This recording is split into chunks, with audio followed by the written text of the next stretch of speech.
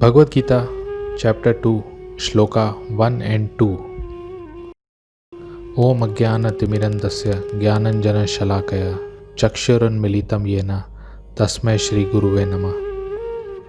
भौतिक पदार्थों के प्रति करुणा, शोक तथा अश्रु ये सब असली आत्मा को न जानने के लक्षण हैं। हम शरीर नहीं, आत्मा हैं। ये भगवद गीता का एक बहुत इम्पॉर्टेंट ज्ञान है। अर्जुन श्री कृष्ण को मधुसूदन कह रहे हैं। भगवान कृष्ण ने मधु नामक असुर को मारा था, इसलिए अर्जुन चाह रहे हैं कि भगवान उनके अज्ञान रूपी असुर का वध करें।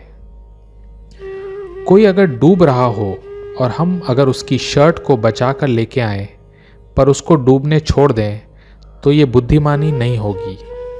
वैसे ही अगर हम सिर्फ शरीर को बचाना और मेंटेन करने की कोशिश करें और आत्मा को छोड़ दें तो ये अक्लमंदी नहीं। अभी जब ये कोविड-19 पेंडेमिक चल रहा है, सब शरीर को बचाने की कोशिश कर रहे हैं। ये नेचुरल है, पर आत्मा के बारे में भी सोचना बहुत ज़रूरी है। तो आप लोग जो ये भगवद गीता पढ़ रहे हैं, सुन रहे हैं, आप आत्मा के बारे में भी सोच रहे हैं। तो भगवद गीता के अनुसार आप बुद्धिमान हैं। भगवद गीता चैप्टर 2 का सेकंड श्लोक समझना बहुत ज़रूरी है।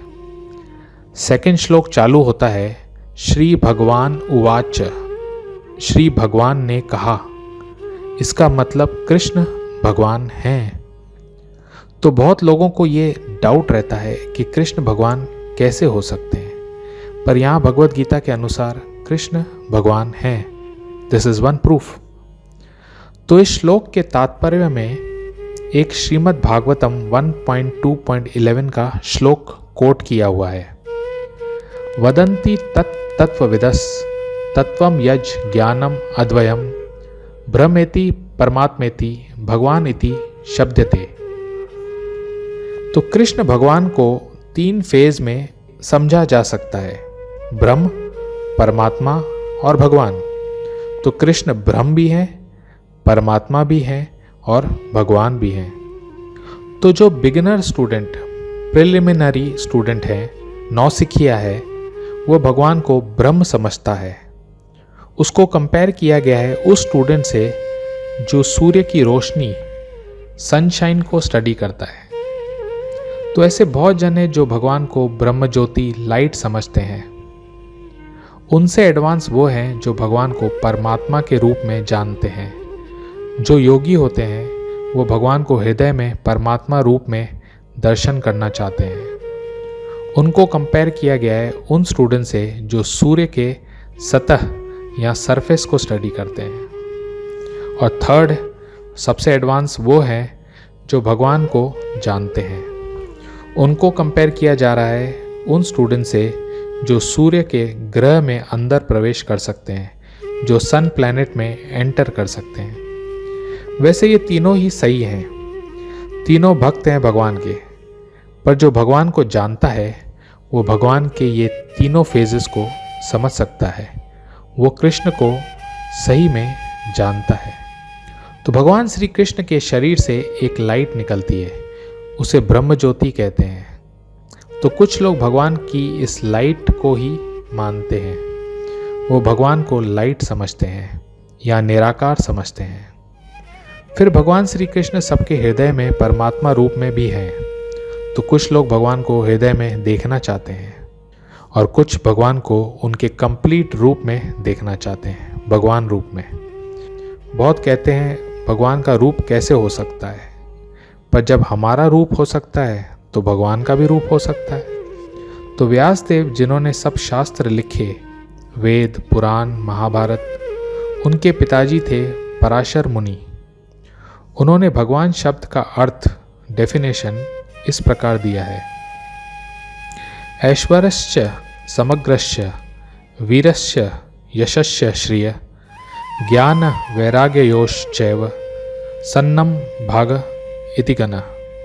विष्णु पुराण 6.5.47। इसका अर्थ है भगवान वे हैं जिनके पास समस्त यानी पूरा धन है, शक्ति है, यश है, सौंदर्य है, ज्ञान है तथा वैराग्य है। ये 6 क्वालिटीज पूरी मात्रा में है। The supreme personality who possesses all riches, all strength, all fame, all beauty, all knowledge and all renunciation is called Bhagavan. तो ऐसे बहुत व्यक्ति हैं जो धनी हैं, जिनमें बहुत ताकत है, जो फेमस हैं, जो ब्यूटीफुल है, बहुत ज्ञानी है, बहुत वैरागी है। पर ऐसा कौन है जिसमें ये सब 6 गुण पूरी मात्रा में हो? ये क्लेम सिर्फ भगवान श्री कृष्ण ही कर सकते हैं। अगर कोई ऐसा है तो आप उसे भगवान मान सकते हैं। तो भगवान श्री कृष्ण तो सारे मटीरियल क्रिएशन और वैकुंठ के मालिक हैं। जब वे द्वारका में थे तो उनके हजारों महल थे। उन्होंने गोवर्धन पर्वत एक उंगली में 7 दिन धारण किया। कृष्ण 5000 साल पहले आए थे, पर अब भी फेमस है। लाखों भक्त, लाखों मंदिर। कृष्ण ने वेदों का ज्ञान ब्रह्मा जी को दिया। भगवद गीता उन्हीं की कही गई है। इस संसार में मिस यूनिवर्स कंपटीशन होता है। उसमें सबसे ब्यूटीफुल लड़की को चुना जाता है।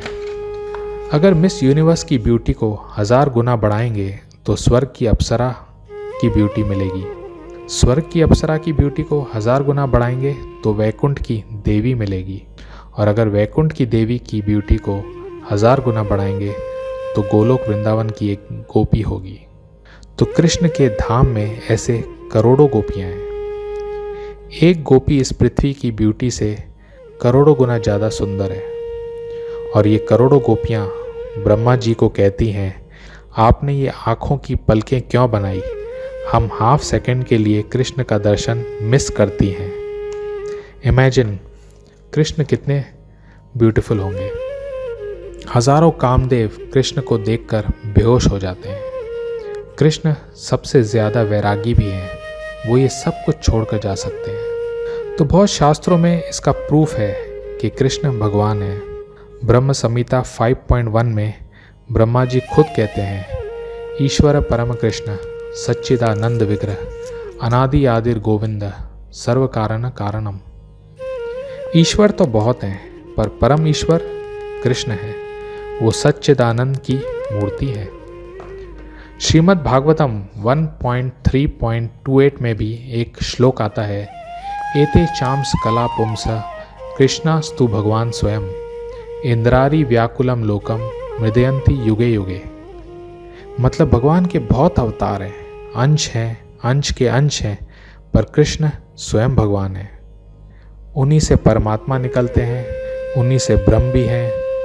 उनका आकार है, वो निराकार भी हैं, वो सब कुछ है। He is complete.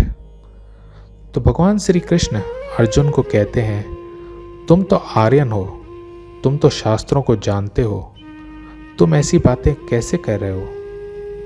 ये बात तुम जैसे क्षत्रियों को शोभा नहीं देती। Thank you very much. Hare Krishna.